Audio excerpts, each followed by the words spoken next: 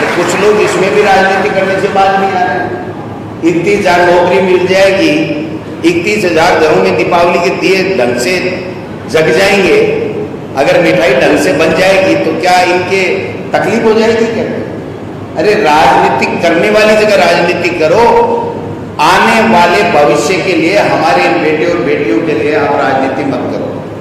आपने भाई को नहीं छोड़ा, हिंदू मुस्लिम पाकिस्तान हिंदुस्तान, अब ये राजनीति करने लग गए। एग्जाम में पेपर आउट हो गए तो फिर तो इनको अंदर करना चाहिए जो इस तरीके की मांग कर रहे हैं। मेरा तो ये मानना है, क्यों नहीं करना चाहिए? जब तुमको पता लग गया पेपर आउट हो गया तो तुम भी दोषी हो। आओ बताओ, पुलिस में इन्वेस्टिगेशन अधिकारी को इन सबको बुलाना चाहिए जो ये डिमांड कर रहे हैं कि साहब आइए, आप बताइए कैसे पेपर आउट हुआ, हम जांच करेंगे, आप अपने बयान दीजिए। बयान तो देते नहीं है, भागे और शहीद स्मारक भागे। शहीद स्मारक क्या तमाशा है ये? शिक्षा मंत्री तैयार बैठा, रात को आओ दिन में आओ। मुख्यमंत्री अशोक गहलोत जो गृह मंत्री भी है, दिन में आओ रात में आओ। कौन मना कर रहा है आपको? आपने तय कर लिया पेपर आउट हो गया इसलिए परीक्षा निरस्त कर दो। आप कौन होते हो तय करने वाले? न आपने एग्जाम कराई है, न आप तय कर सकते हो। इन्वेस्टिगेशन एजेंसियां तय करेंगी। पहली बार राजस्थान में पारदर्शिता के साथ में एग्जाम हुई है। माननीय मुख्यमंत्री जी ने जो दोषी पाया जाए उसको टर्मिनेट करने के लिए निर्देश दिए हैं। प्राइवेट स्कूलों ने गड़बड़ की है तो उसकी मान्यता समाप्ति के लिए कहा है। कलेक्टर एसपी के लिए भी हमने कहा टेलीफोन आप मोबाइल अंदर नहीं ले जा सकते। कोई ऐसा मुख्यमंत्री है जो कलेक्टर और एसपी को कह सकता है? क्यों? वही कह सकता है जिसमें ईमानदारी का जज्बा हो, अपने आने वाले भविष्य के प्रति उसमें हो। वो ये कह सकता है कि वो कलेक्टर हो चाहे कोई भी हो, मंत्री हो चाहे संतरी हो, अंदर मोबाइल नहीं ले जाएगा। ईमानदारी से जो पढ़ने वाले बच्चे उनका नंबर आना चाहिए और ईमानदारी से परीक्षा होनी चाहिए। उसके बाद में भी टमन टमन टमन टमन, ये क्या है? खुद नहीं तय कर लिया, पेपर आउट हो गए हैं कि बत्ती लाल है। क्या है बत्ती लाल? कहाँ है बत्ती लाल? पकड़ेंगे ना, पकड़ो ना पुलिस को, तुम भी बताओ बत्ती लाल का। आपके लोगों के पास साथ में भी फोटो है, हो सकता है हमारे भी पीछे चल रहा होगा, हो सकता है आगे भी चल रहा होगा, हो सकता है कल 20,000 आदमी है उसमें कोई व्यक्ति ऐसा हमारे साथ भी फोटो खिंचाया होगा, हो सकता है आप में से भी कोई बैठा होगा, हो सकता है हम में से भी कोई मिला हुआ होगा। लेकिन जांच तो होगी तभी तो पता चलेगा, आप तथ्य दोगे तभी तो पता चलेगा। ऐसे कैसे मान लिया? तो निश्चित रूप से ये सब साजिशें चलेंगी। लेकिन मैं दावे के साथ कह सकता हूं कि राजस्थान में जो एजुकेशन का माहौल बीजेपी वाले छोड़ के गए थे आरएसएस के इशारे के ऊपर, उसको हमने ठीक करने का काम किया है। जो पाठ्यक्रम में गड़बड़ कर रखी थी उसको हमने ठीक करने का काम किया है। एनसीईआरटी सिलेबस लगा दिया। और तुम में इतनी हिम्मत है तो मोदी जी की सरकार 8 साल से एनसीईआरटी सिलेबस में गांधी जी का, नेहरू जी का सबका वर्णन है, आप बदल दो। देखे कोई नहीं बदलने देता है, ऐसे कोई घर की खेती नहीं है चाहे जो बदल देते। शिक्षकों की एक बड़ी कमेटी बनती है, वो तय करती है क्या कैसा बच्चों को, किस स्तर के बच्चे को क्या जो है वो पाठ्यक्रम सिलेबस देना है, क्या पाठ्यक्रम पढ़ाना है। तो निश्चित रूप से ये सब साजिशें चलेंगी, लेकिन शिक्षा को हम पीछे नहीं जाने देंगे। हमारे बच्चों का भविष्य हम लोग बनाएंगे, अच्छा करेंगे। मैं तो आपसे इतना ही आग्रह करना चाहता हूं कि जो विद्यालय इंग्लिश मीडियम के खुले हैं, ये हमारे आने वाला बहुत ही ड्रीम प्रोजेक्ट है। मैं समझता हूं ये मील का पत्थर साबित होगा आने वाले समय में। मुख्यमंत्री जी ने 1200 स्कूलें 5,000 की आबादी वाले में और किए हैं। और मैं मुख्यमंत्री जी से अब की बार वाले बजट में आग्रह करूंगा कि मुख्यमंत्री जी शहरों में भी आप रेवेन्यू विलेज को छोड़िए, जहां 5,000 के वार्ड बन जाए वहां पर अंग्रेजी मीडियम स्कूल खोल दीजिए। हमारे बच्चे अच्छा पढ़ जाएंगे, गरीब का बेटा अच्छा पढ़ जाएगा और उसके जेब नहीं कटेंगे प्राइवेट स्कूलों में, जो कभी ड्रेस के नाम से लेते हैं, कभी स्विमिंग के नाम से लेते हैं, कभी घुड़सवारी के नाम से। अरे कहाँ घुड़सवारी करनी है? हमको तो बच्चों को पढ़ाना है, कहाँ पढ़नी है? ऑनलाइन के नाम से किस तरीके से चल रहा है। कभी जाके सुप्रीम कोर्ट से आदेश ले आते हैं, कभी हाई कोर्ट में ले आते हैं, कभी हाई कोर्ट में स्टे करवा देते हैं। जब मैं आया शिक्षा मंत्री बना तो 2016 में जो कानून बनाया था प्राइवेट स्कूलों के ऊपर कार्रवाई करने का या जो संचालित करने का, फीस रेगुलेट करने का, उसको तो स्टे करा रखा था इन्होंने। कोई दंडात्मक कार्रवाई नहीं करोगे। हमने एजी को खड़ा किया, उसको वापिस ठीक करने का था। तो हमारी मंशा बहुत साफ और स्पष्ट है। मैं तो इतना ही निवेदन करना चाहता हूं कि आप सब लोग, हम सब लोग मिलकर के इस एजुकेशन के ढांचे को ठीक करने का काम करें, आने वाली पीढ़ी को क्वालिटी की एजुकेशन दें। काम बीजेपी के शासन में 13 नंबर पे थे क्वालिटी एजुकेशन में, आज हम 2 नंबर पे हैं। अब जब दोबारा मूल्यांकन होगा तो 1 नंबर पे आएंगे, दोबारा मूल्यांकन होगा तो 1 नंबर पे आएंगे। आप समझ सकते हो, जो परफॉर्मिंग ग्रेडिंग का जो इंडेक्स है उसमें हम 20 अंकों के साथ में उछाल में इस बार आए हैं। बी प्लस है भाई, बी प्लस में दिल्ली भी है और बी प्लस में हम हैं। कहाँ मेट्रोपोलिटन सिटी और कहाँ राजस्थान, बाड़मेर, जैसलमेर, झालावाड़, जालोर, सूरतगढ़, हनुमानगढ़, क्या क्या स्थिति है आप बताइए। कितने कितने दूर में 15-15 किलोमीटरों में बच्चों को, बेचारों को स्कूल नहीं मिलती, टीचर नहीं मिलते, उसके बावजूद हमारा स्तर सुधरा है। और 20 अंकों का उछाल ग्रेडिंग में हिंदुस्तान में अगर कहीं आया तो राजस्थान स्टेट है, इसके अलावा नहीं है। तो ये सब चीजें आपको और हमको समझनी पड़ेगी। मैं तो भैया एक रंग का आदमी हूं, जो अच्छा है वो करना है, जो सत्य है वो कहना है।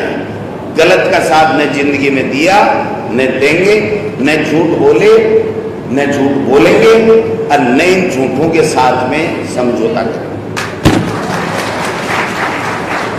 कितने एलिगेशन लगाए इन लोगों ने, ये कर दिया, वो कर दिया, ढेकड़ा कर दिया, पोछड़ा कर दिया, क्या कर दिया। जिसमें दम होगा, जो पढ़ेगा उसका नंबर आएगा।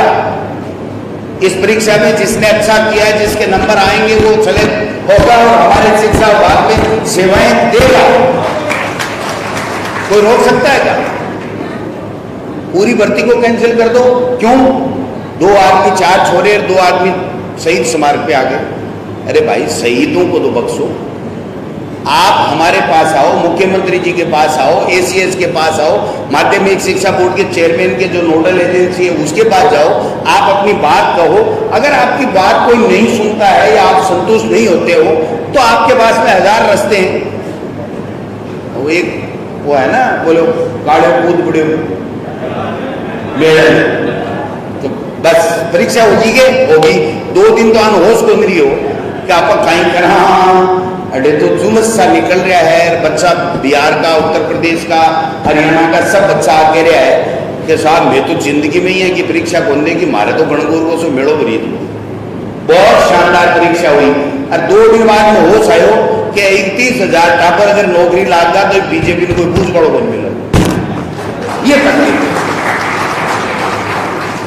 हम आज भी कहना चाहते हैं, इस मंच के माध्यम से हम आज भी कहना चाहते हैं, अगर आपके पास कोई प्रमाण है, कोई बात है, आप दीजिए।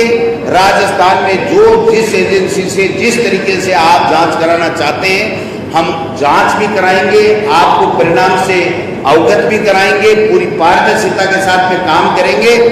हम बीजेपी की तरह नहीं है। आनंद पाल वाला केस हुआ था, भगे थे, जांच रिपोर्ट बैठाई थी, आज तक हमें तो नहीं मिली। वो कहाँ गई जांच रिपोर्ट? वो आनंद पाल ही भगवान के प्यारे हो गए। किस तरीके से हुआ, क्या नहीं हुआ, मैं उस विषय में नहीं जाना चाहता, लेकिन वो दुनिया में नहीं है। लेकिन वो जांच रिपोर्ट आज तक नहीं आई कि वो भगा क्यों था, किसकी वजह से भगे थे, कौन कर्मचारी थे, अधिकारी थे, क्या था। आप समझ सकते हो। मेरा कहने का भाव ये है कि जो जांच रिपोर्ट इनके समय में आनी चाहिए वो नहीं आई। और मैं कहता हूं अशोक गहलोत की सरकार के समय में कोई भी बात आएगी हम परिणाम तक पहुंचाएंगे और परिणाम आपको अवगत कराएंगे। आपको कोई शक शुबा हो तो आप बताएंगे तो आपको हम संतुष्ट करेंगे। लेकिन इन बच्चों के साथ में नौटंकी करके खिलवाड़ करना बंद करें इनके भविष्य के साथ। ये मैं तो नेतागिरी की भी हो गई, शिक्षा की भी हो गई, खुद की भी हो गई, रफीक साहब की भी हो गई, एसीएस साहब की भी हो गई, या हमारे कार्यकर्ताओं की भी हो गई, टीचर्स के भी हो गई। टीचर्स को एक बात और कहना चाहता हूं, जब आएगा यार मौका है भाई, रुपया कम को नहीं मिला था, कोई नहीं को नहीं मिला है। 3rd ग्रेड के टीचर ने भी अगर 20 साल लग गया होगा तो 1 लाख रुपया मिले।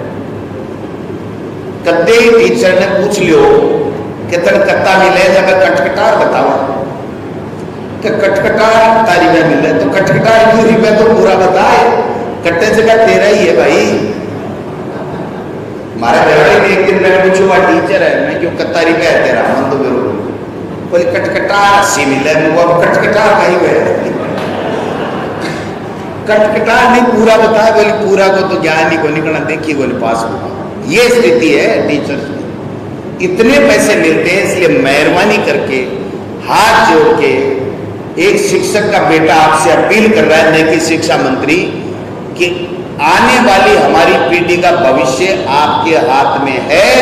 अपने बेटे बेटी के प्रति जैसा सोचते हैं वैसा भाव हमारे सरकारी स्कूलों में पढ़ने वाले बेटे और बेटियों के प्रति रखेंगे तो आपका भी भला होगा, आने वाले हमारे बच्चे का भी कल सुरक्षित होगा। ये मैं अपील करना चाहता हूँ। ज्यादा बोलना वाला मेरे को देखो आता नहीं है, क्योंकि मैं तो पहले वकील था तो फीस लेके बोला, फ्री में बुलाते हैं ये ऐसी साहब रफीक जी, फ्री में बुलाते हैं, क्योंकि जो बत्ता बत्ता मंत्री को मिलता है वो तो भैया चाह पानी में चला जाता है।